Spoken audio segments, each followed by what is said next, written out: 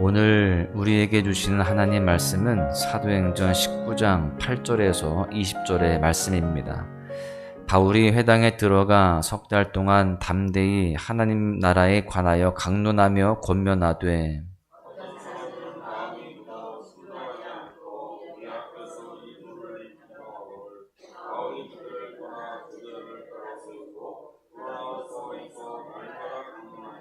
두 해 동안 이같이 하니 아시아에 사는 자는 유대인이나 헬라인이나 다 주의 말씀을 듣더라.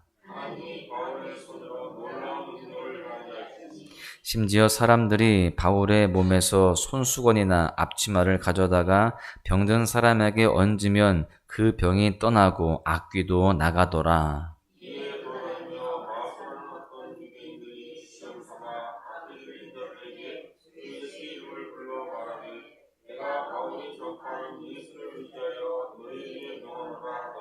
유대의 한 제사장 스게와의 7 아들도 이 일을 행하더니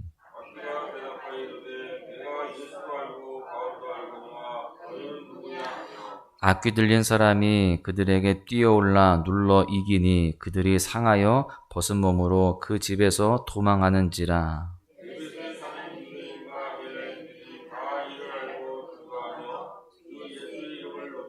믿은 사람들이 많이 와서 자복하여 행한 일을 알리며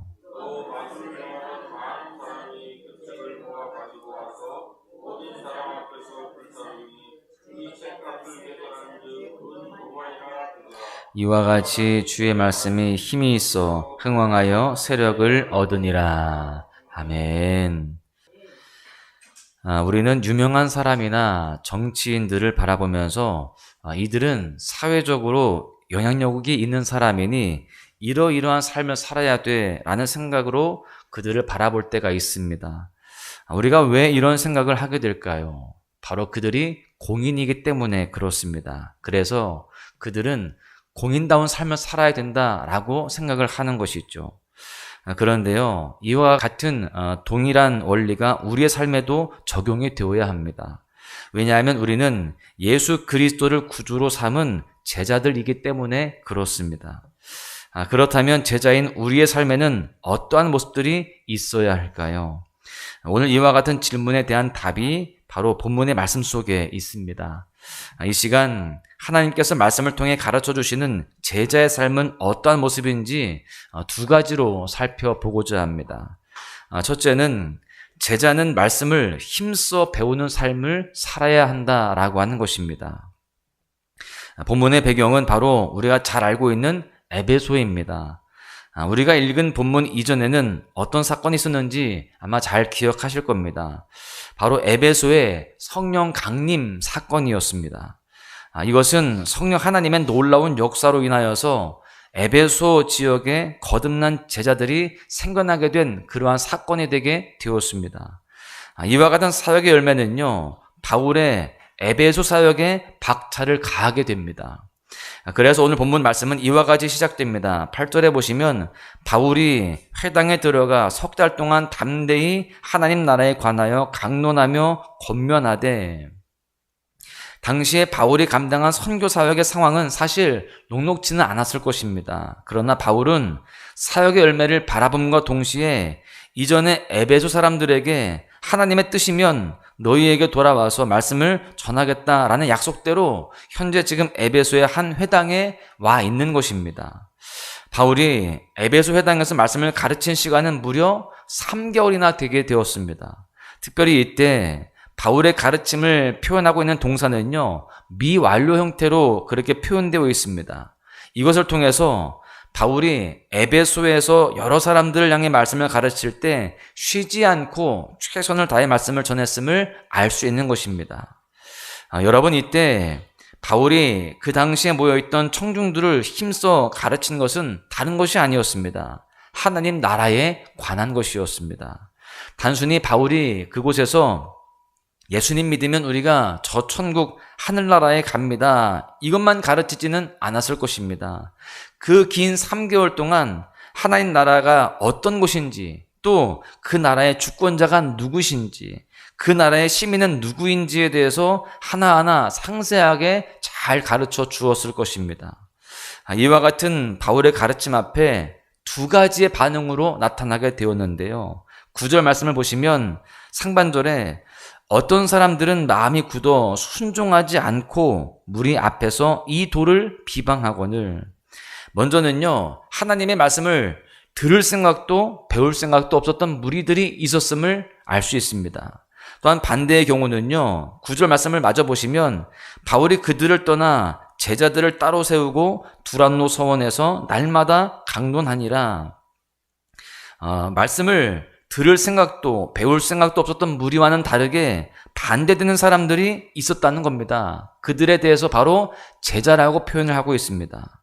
바울은 이와 같은 제자들을 따로 세워서 두란노 서원으로 데려가서 말씀을 계속 가르쳤습니다. 제가 자료해 보니까 바울이 이렇게 두란노 서원에서 제자들을 가르칠 때에 그 시간대가 오전 11시부터 오후 4시라고 되어 있습니다. 그리고 이 시간대는요, 주로 에베소 사람들이 낮잠을 자거나 쉬는 시간이라는 거예요. 이것을 통해서 우리가 무엇을 알 수 있을까요? 말씀을 듣고 말씀을 배우는 제자들이 자신들의 시간이라고 여기고 쉴 수 있는 그 시간을 하나님께 드렸다라는 것을 알 수 있습니다. 하나님을 알고 또 하나님을 사랑하기 위해서 일상을 드린 그런 모습들이 바로 제자의 모습이었다라고 하는 거예요. 그런데 이 일은요, 아주 잠깐 한 일이 아니었습니다. 10절의 말씀을 보시면 2해 동안 이같이 하니, 여러분, 이들은요, 말씀을 힘써 배우기 위해서 자신들의 시간을 내어주기까지 그렇게 주님 앞에 나아가는데 하루 이틀이 아니라 무려 2년 동안 이와 같이 계속했다라는 것을 말씀하고 있는 겁니다. 여러분, 우리가 이 두란노 서원에 모인 제자들과 같은 그러한 모습이 될 수 있기를 간절히 소망합니다. 주의 말씀을 사모하며 또 그 말씀을 알고자 더욱더 힘쓰고 내 일상을 드리며 나아가는 우리 모두가 되어야 할 줄로 믿습니다. 단순히 교회에 출석하는 것으로 만족하는 것이 아니라 더욱더 하나님의 말씀을 깨달아 알고자 몸부림치는 그런 모습들로 인하여서 하나님을 아는 지식이 더욱더 풍성하여지며 그 가운데 큰 은혜를 누릴 수 있기를 간절히 소망합니다. 두 번째는요, 제자는 자신의 욕심을 내려놓고 자복하는 삶을 살아가야 된다라고 하는 것입니다. 2년 3개월이라는 긴 시간 동안 바울은요, 에베소 선교에서 여러 가지 많은 열매들을 맺게 되었습니다. 11절과 12절의 말씀을 보십시오. 하나님이 바울의 손으로 놀라운 능력을 행하게 하시니 심지어 사람들이 바울의 몸에서 손수건이나 앞치마를 가져다가 병든 사람에게 얹으면 그 병이 떠나고 악귀도 나가더라. 정말 대단한 능력이죠. 손수건이나 앞치마를 가져다가 병든 사람에게 얹기만 해도 그 병이나 악귀가 떠나갔다는 거예요. 여러분, 사실 이것은 바울이 대단해서 이런 것이 아니었습니다. 하나님이 허락하신 능력이었고요. 또한 이 능력은요, 선교의 확장을 위해서 하나님께서 허락하신 것들이었습니다. 여러분, 이와 같은 능력에 대한 소문이 여러 지역으로 퍼져나가게 되었습니다. 그런데 이때 마술이나 주술을 업으로 삼은 유대인들 중에서요, 그저 이 예수님의 이름을 이용해서 귀신을 쫓아내려고 했던 사람들이 있었습니다. 앞서 소개했던 제자들과 같이 하나님을 알고자 했었던 사람들이 아니라 그저 하나님을 이용하려고 했던 사람들이라고 볼 수 있죠. 이와 같이 하나님을 자기의 욕심대로 이용하고자 했던 사람들 중에는요, 유대의 한 제사장 스게와 가문의 7 아들이 있었습니다. 이 7 아들은요, 예수님에 대해서는 전혀 관심이 없었습니다. 그저 예수님의 이름을 자신들의 돈벌이 수단으로 이용하려고 했던 그런 사람들이었습니다. 그 결과가 어떻게 됩니까?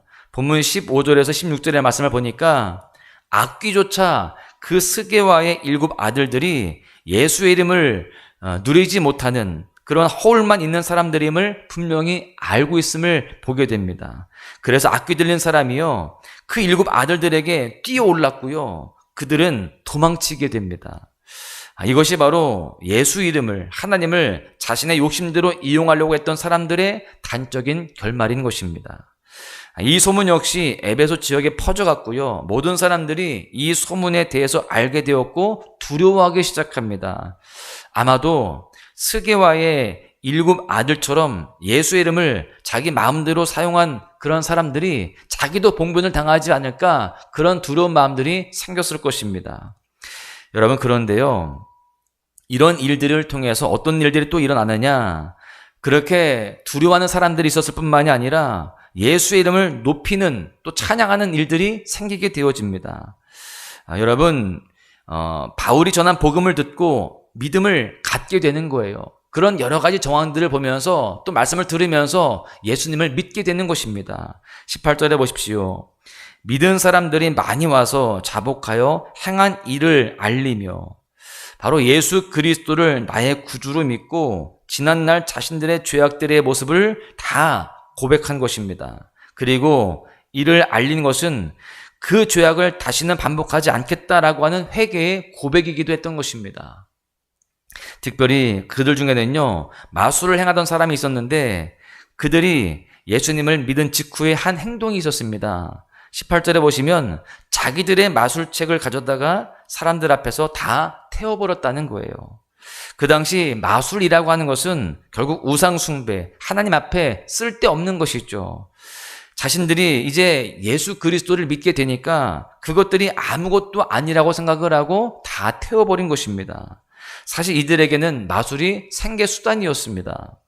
그런데 주님이 기뻐하시지 않으시니까 다 버린 것이죠. 이들이 태운 책들은 보니까요, 은 5만이라고 되어 있는데 이것은요, 노동자 137명의 1년 연봉이라고 합니다. 어마어마한 금액이에요. 한 사람의 연봉도 어마어마한데, 10사람의 연봉도 어마어마한데, 여러분 137명의 연봉이다. 여러분, 이것은 어마어마한 금액이죠. 그러나 하나님이 기뻐하시지 않으시니 과감하게 다 태우고 버린 것입니다. 여러분, 이것이 바로 진정한 회개이고 또한 믿음 있는 제자의 모습이다라고 할 수 있습니다. 여러분, 주님은 오늘 말씀과 같이 우리가 주님을 온전히 믿고 또 자복하며 회개하며 모든 죄악과 욕심을 다 떨쳐내고 다 태우고 다 버리기를 원하십니다. 우리가 그렇게 다 내려놓아도, 지금 당장 손해볼 것 같지만 다 내려놓아도 괜찮은 이유가 있습니다. 20절의 말씀을 보십시오. 주의 말씀이 힘이 있어 흥왕하여 세력을 얻으니라. 하나님의 말씀에 힘이 있기 때문에 그렇습니다. 우리의 연약함과 부족과 결핍을 충만함으로 채우시는 능력이 바로 이 말씀 가운데 있기 때문에 우리는 두려워하지 않고 또 아까워하지 않고 흔들리지 않고 믿음의 삶을 살아내야 되는 것입니다. 우리는 이 사실을 기억하면서 우리 모두가 제자답게 하나님의 말씀을 기준으로 삼아서 부합하지 않은 것들은 다 자복하고 다 태우고 내어버리는 삶을 살아가야 할 줄로 믿습니다. 그 가운데에 주님이 채워주시고 하늘의 것으로 공급하시는 놀라운 기적과 은혜를 경험하시기를 간절히 소망합니다. 오늘 말씀을 정리하겠는데요. 우리는 오늘 말씀을 통해서 제자의 삶에는 어떤 모습이 있는지를 2가지로 살펴보았습니다. 먼저는요, 제자는 힘써 말씀을 배우는 삶을 살아가야 된다라고 했죠. 이를 다르게 말한다면 우리 주님에 대해서, 우리가 지금 누리고 장착할 하나님의 나라에 대해서 더욱더 깊이 알아가야 된다라고 하는 것입니다. 그런데 이 과정은요, 내가 좋을 때만, 내가 편할 때만 감당하는 것이 아니라 나의 일상을 들여서 그 가운데 감당하고 또 그렇게 주님과 동행해야 되는 것입니다. 그래서 우리는 이렇게 새벽 예배를 드리고 또 소망의 묵상을 통해서 일상을 드리며 주님 앞에 더 가까이 가고자 힘써야 되는 겁니다. 또한 제자는요, 자신의 욕심을 채우기 위해서 하나님을 찾고 예수 이름을 이용하는 사람이 아닙니다. 오히려 우리는 하나님의 말씀을 기준으로 하여서 하나님이 기뻐하시지 않는 것들이 있다면 그것들을 과감하게 버리는 사람들이 되어야 됩니다.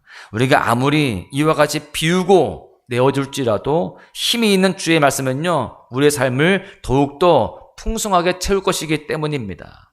오히려 이 땅의 것보다 더 값진 것으로, 더 복된 것으로 채우시고요, 우리의 삶의 모든 것들을 주관하시는 그 하나님께서 가장 은혜롭게 이끌어 가실 것을 믿고 나아가야 할 줄로 믿습니다.